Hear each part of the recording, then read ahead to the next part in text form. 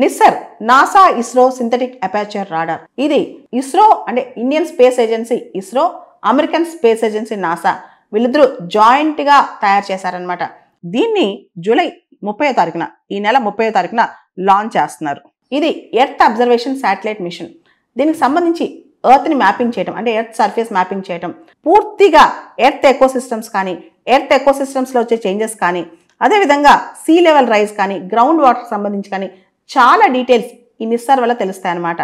దీనికి సంబంధించి నిస్సార్లో 2 బ్యాండ్స్ ఉంటాయి, ఎల్ బ్యాండ్, ఎస్ బ్యాండ్. అంటే డ్యూయల్ ఫ్రీక్వెన్సీ ఉంటుంది అనమాట. దీనిలో NISAR will use dual frequency, L band, S band. దీనివల్ల పూర్తి స్థాయిలో ప్రతి డీటెయిల్తో ఎర్త్ మ్యాపింగ్ జరుగుతుంది అనమాట. ఎర్త్ సర్ఫేస్ మ్యాపింగ్ అనేది కంప్లీట్ డీటెయిలింగ్తో జరుగుతుంది అనమాట. ఇది ఇస్రో వాళ్ళ నాసా వాళ్ళ జాయింట్ కొలాబరేషన్ అని చెప్పొచ్చు.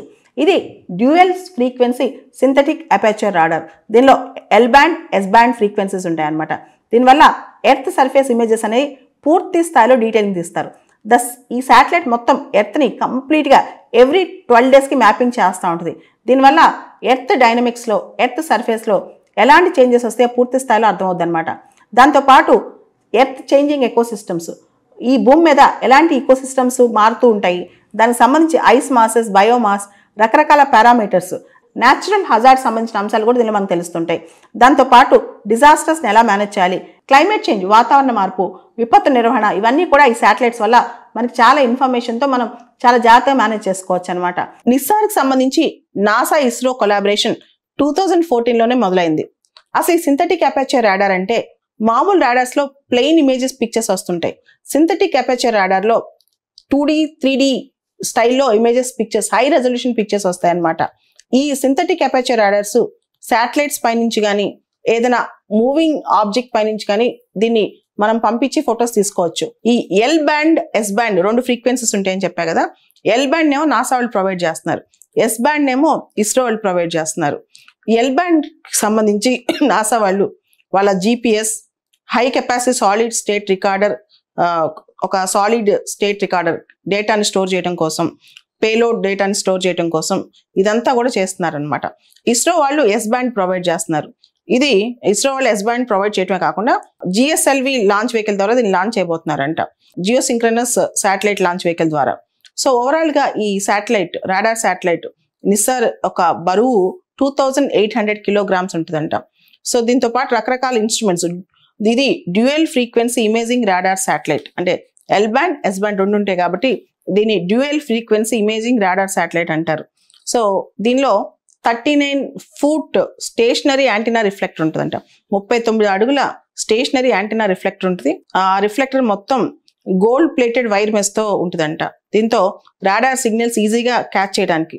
దాంతోపాటు హై రెజల్యూషన్ కెమెరా, దీనిలో క్లౌడ్స్ ఉన్న ఈ కెమెరాలోంచి పిక్చర్స్ తీయొచ్చు. డే అండ్ నైట్ డేటాను కలెక్ట్ చేయొచ్చు అంట.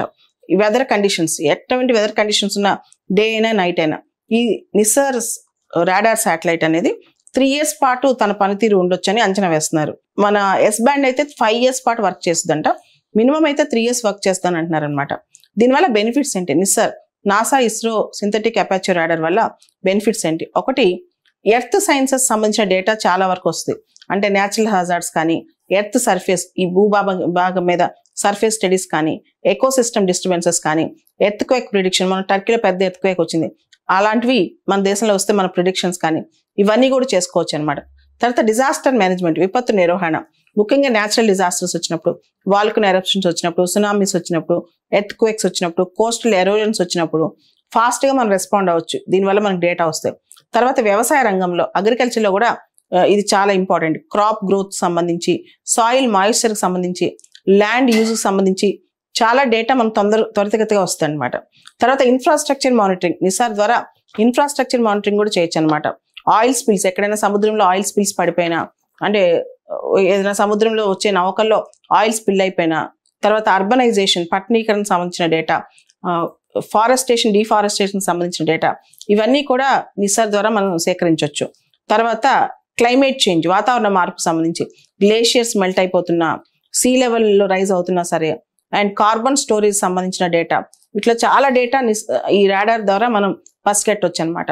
సో దీనివల్ల మల్టిపుల్ యూజెస్, ఇది ఒక ఎర్త్ అబ్జర్వేషన్ శాటిలైట్. దీనివల్ల మనకు మల్టిపుల్ యూజెస్ ఉన్నాయి. ఎర్త్ సైన్సెస్ లో కానీ, వ్యవసాయ రంగంలో కానీ, విపత్తు నిర్వహణలో కానీ, తర్వాత వాతావరణ మార్పు సంబంధించి కానీ, తర్వాత మౌలిక వసతులు ఇన్ఫ్రాస్ట్రక్చర్ మానిటరింగ్ లో కానీ, ఇలా రకరకాల అడ్వాంటేజెస్ ఉన్నాయన్నమాట. ఓవరాల్ గా ఇది ఇస్రో నాసా కొలాబరేషన్ లో ఒక పీక్ పాయింట్ అని చెప్పొచ్చు. ముఖ్యంగా సివిలియన్ స్పేస్ కొలాబరేషన్